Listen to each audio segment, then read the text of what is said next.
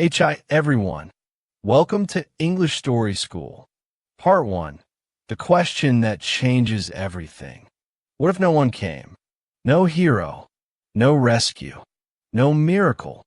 What if the person you've been waiting for your whole life is actually you? What if that realization, as terrifying as it sounds, is also the most liberating truth you'll ever face? That single question didn't whisper into Elijah's life. It exploded into it like a thunderclap on a stormy night. It happened when he was just 17. The rain was relentless, the kind that soaks your bones and drowns your thoughts. Elijah stood under a broken street lamp, hoodie soaked, shoes squelching in the mud, his soul on the edge of collapse. His phone battery had died hours ago. His mother hadn't come home. His father left years before. His so-called friends disappeared when things got hard. He waited. He kept waiting. For something. For someone. For anyone. His breath came in sharp gasps. Not from the cold, but from the weight of hopelessness. And then came the stranger.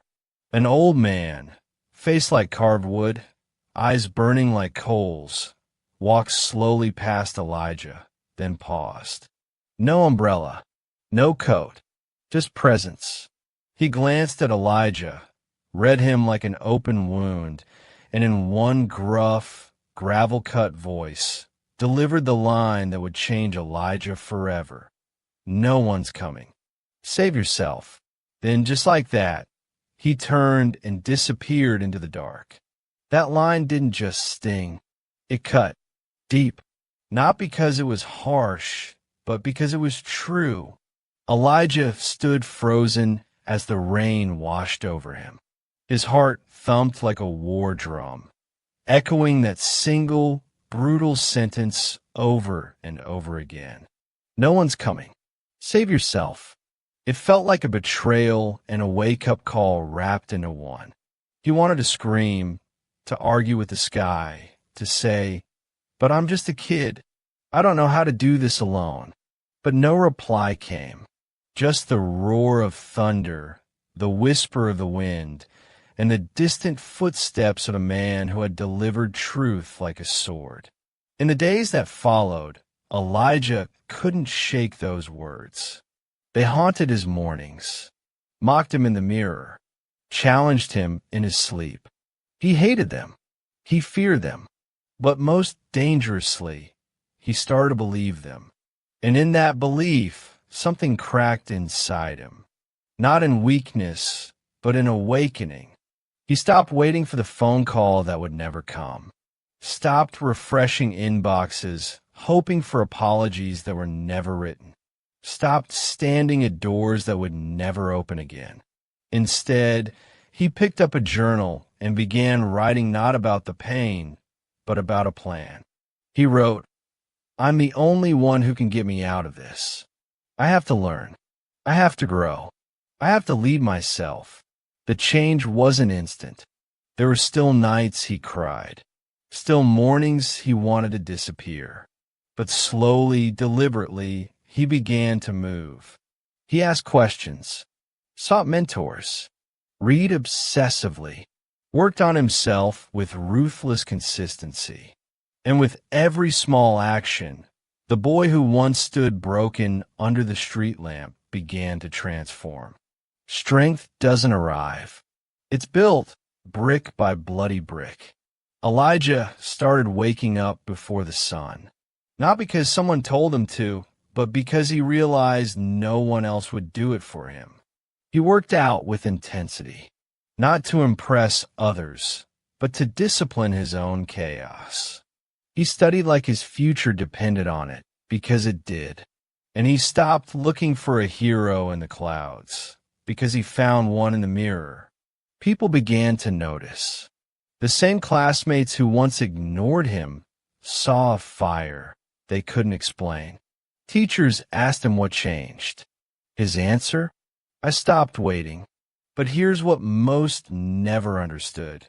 The man who told him, "Save yourself," wasn't just a stranger. He was a mirror of Elijah's future, a messenger of pain, yes, but also of power. Because some truths are too important to be soft. Sometimes, life doesn't send you comfort. It sends you confrontation. The moment you stop waiting for rescue is the moment you start becoming unstoppable. And that, right there, was Elijah's real beginning. A beginning built not on luck or timing or help, but on raw courage. The kind of courage that isn't loud. It's quiet, daily, ruthless. The kind that says, I will not die like this. I will rise. So if you're standing in your own storm, waiting for someone to pull you out, hear this. No one's coming. And that's your greatest gift, because now it's your turn. Part 2, the breaking point. Elijah had every excuse to give up. He wasn't just handed a rough life. He was dropped into one. His father vanished when he was 5, leaving only a pile of empty promises and a photo that slowly faded with time. His mother? Fighting invisible battles of her own, numbing herself with anything but love. School was just a hallway of silent stairs, where Elijah floated like a ghost in a crowd. He was present, but never seen. Alive, but rarely felt. But the real knife? That came from the one person he believed would never turn on him. Darius, Elijah's best friend since 2nd grade. They built dreams together, shared secrets under bleachers, survived the chaos of broken homes together, until the day popularity knocked and Darius answered. He threw Elijah under the bus in front of their entire school, blaming him for something he didn't do, just to impress a group of kids with shallow smiles and louder voices. That betrayal didn't just hurt. It shattered. Elijah didn't scream. He didn't fight. He disappeared. For weeks, he locked himself in his room. Curtains drawn. Phone off. Light off. Life off. He ate little. Slept less. He lay on his bed, staring at the ceiling, wondering if it was even worth it anymore. The outside world moved on without him. No one came knocking. No one checked in. And something inside him began to rot, or so it seemed. But pain, that sneaky teacher, wasn't done with him yet. One night, when the silence felt like it was crushing his chest, he sat up, sweating, breathing hard, staring into the dark. And a whisper, not external but internal, echoed in his soul. This isn't the end. It's the forge. The fire that burns you also forges you. That's when the shift began. It wasn't loud. It wasn't cinematic. But it was real. Elijah started waking up at 5 a.m. Not because he wanted to, but because it was the only time he could think clearly. The world was quiet. And in that silence, he jogged. No music, just footsteps and breath. He started taking cold showers, shocking his body, reminding it to feel, to live.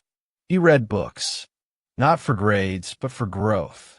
Stoic philosophy, psychology, leadership, self-mastery. He wasn't chasing dopamine. He was chasing discipline. Each day, he wrote a single sentence on his wall with a marker. No one's coming. This is on me. And beneath it, another one. Earn your fire. It wasn't about revenge. It wasn't about showing anyone.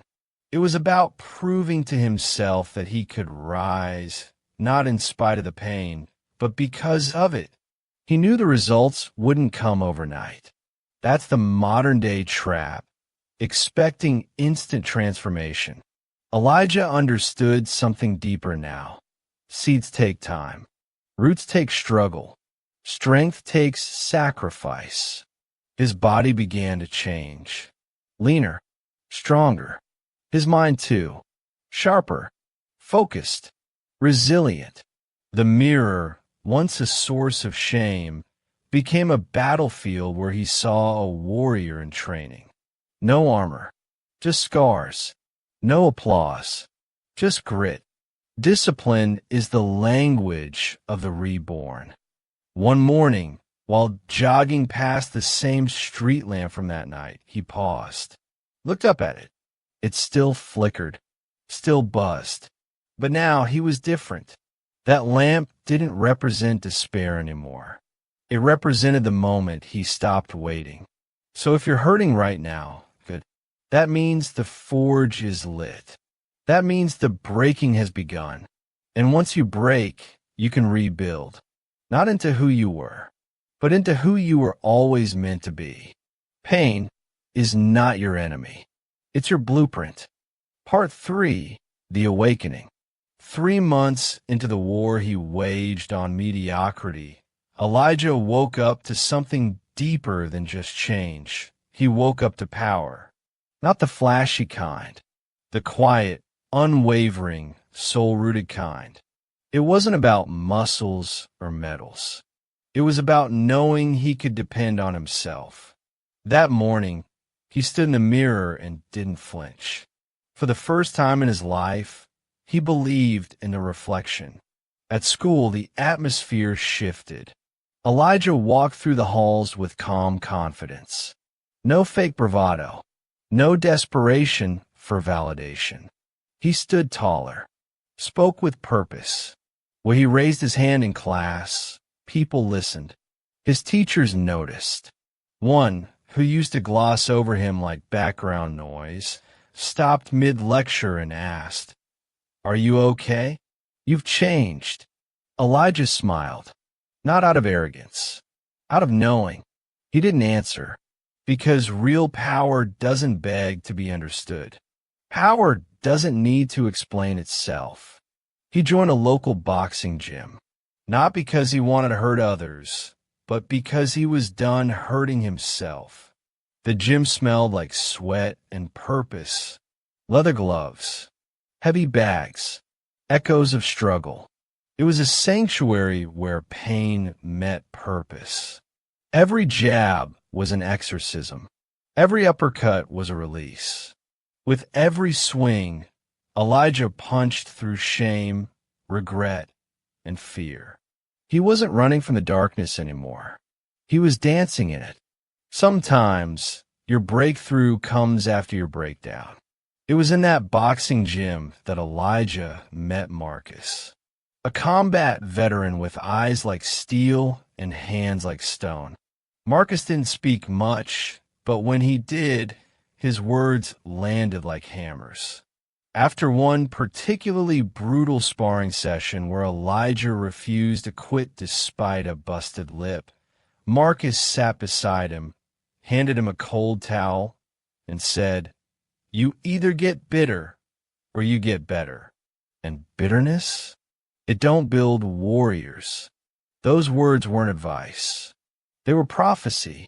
Marcus became a mentor without ceremony. He didn't coddle Elijah. He challenged him.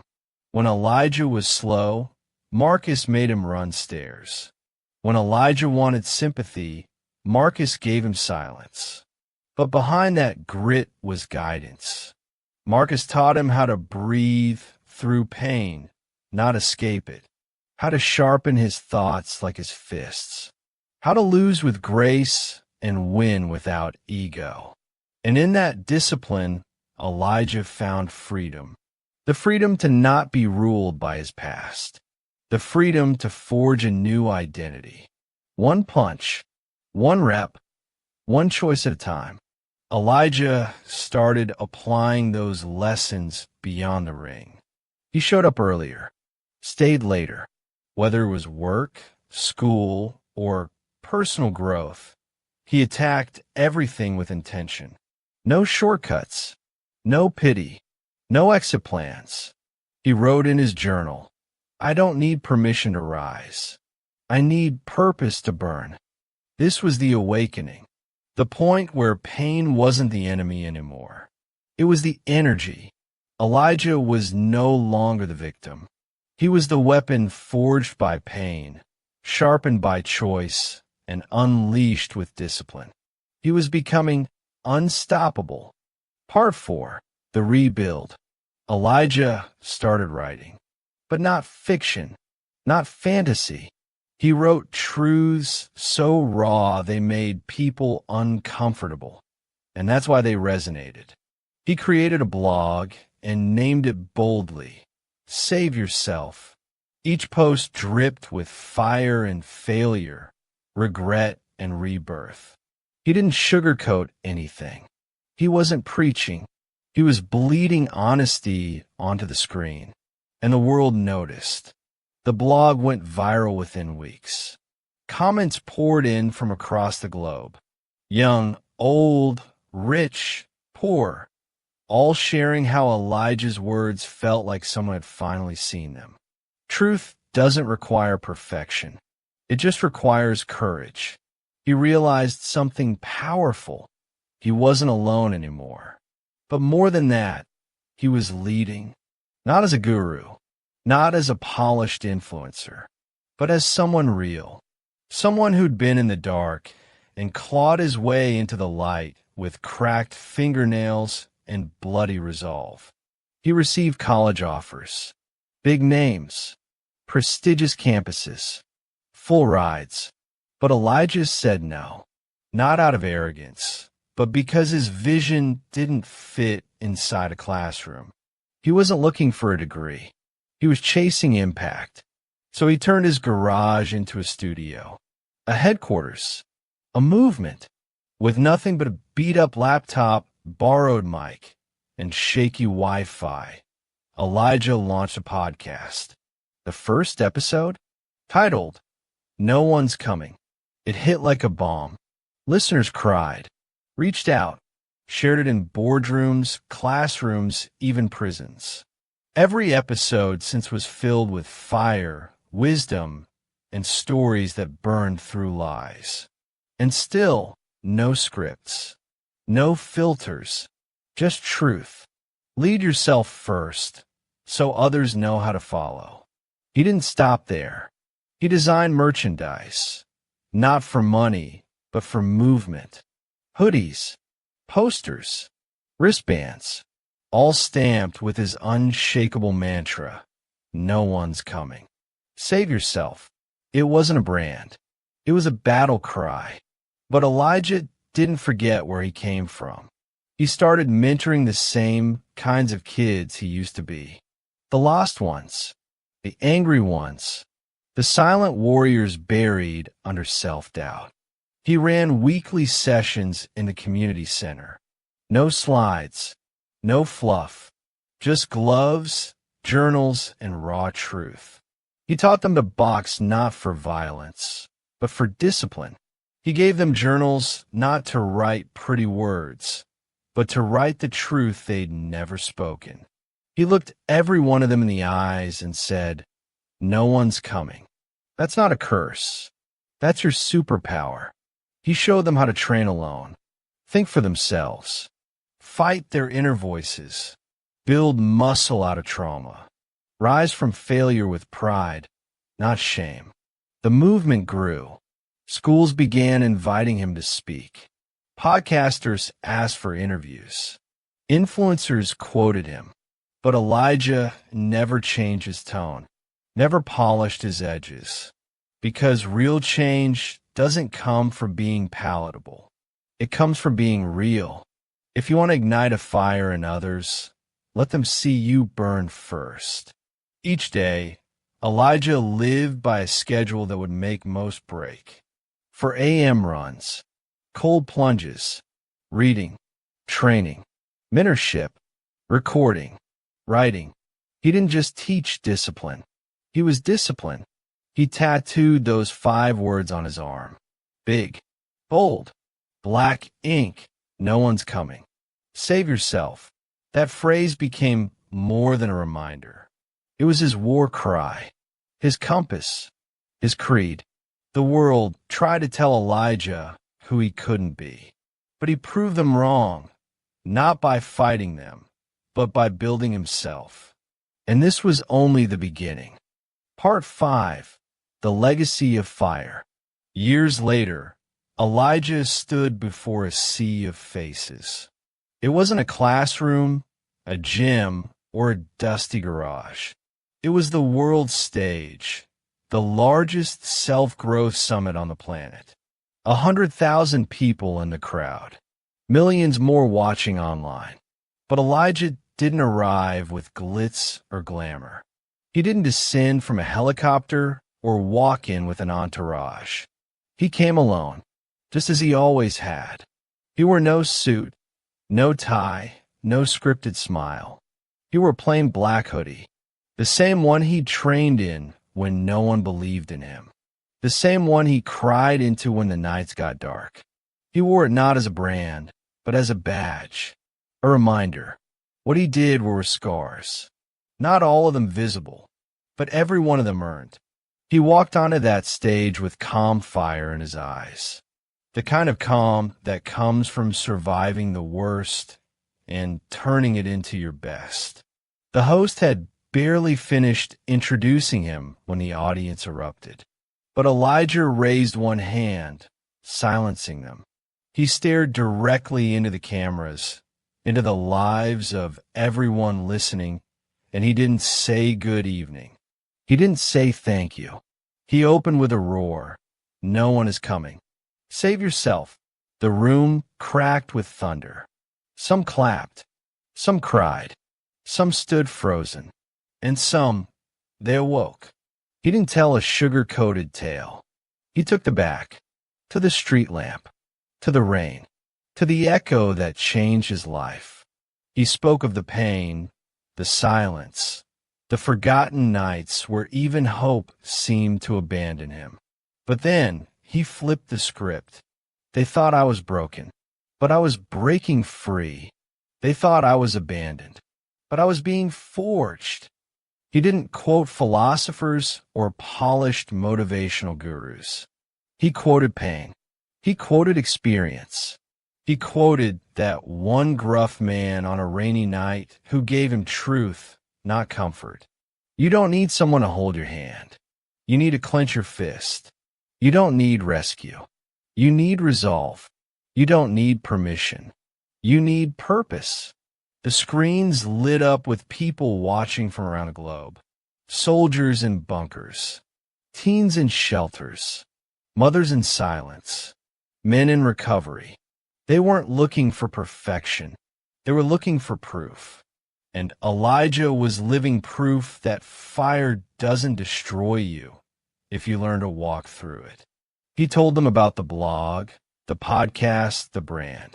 But more than that, he told them about the mornings he didn't want to wake up, the nights he almost gave in, the silence that screamed louder than any crowd ever could, and how every time he felt like quitting, he would whisper that sacred mantra, "No one's coming." Save yourself, because that's what it means to be truly free.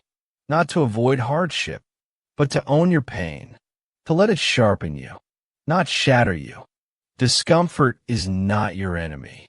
It's your introduction to greatness. He shared letters from people who said his words stopped them from ending it all, who found in his story a mirror for their own, who picked up boxing gloves, notebooks, microphones, and purpose, who realized that the only thing standing between them and their future was them. Legacy isn't built when you win. It's built when you refuse to quit. And Elijah, that broken boy turned blazing man, stood now as a lighthouse for the storm-tossed souls. Not perfect, not polished, but powerful beyond measure. Not because of what he had, but because of who he chose to become. He told them, "You keep waiting for a sign? This is it. You keep praying for someone to save you? Look in the mirror. You are not weak. You are not broken. You are not forgotten. You're being rebuilt.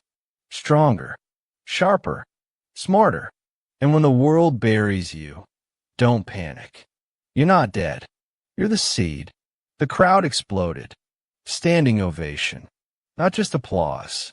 Transformation. But Elijah didn't flinch. He took it in, then held up the same journal he'd carried since he was 17, covered in scribbles, sweat, and tear stains. He opened it, pointed to the first page, and read aloud. I'm the only one who can get me out of this.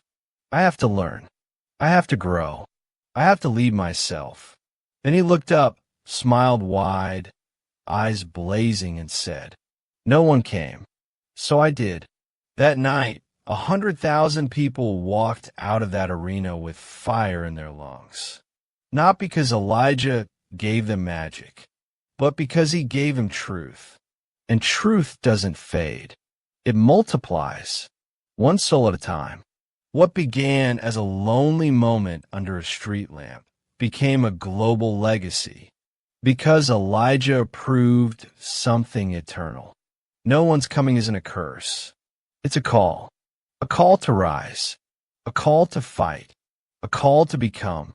And in the end, if you want change, you don't wait for it. You don't beg for it. You become it. With that said, thanks for watching, and until next time.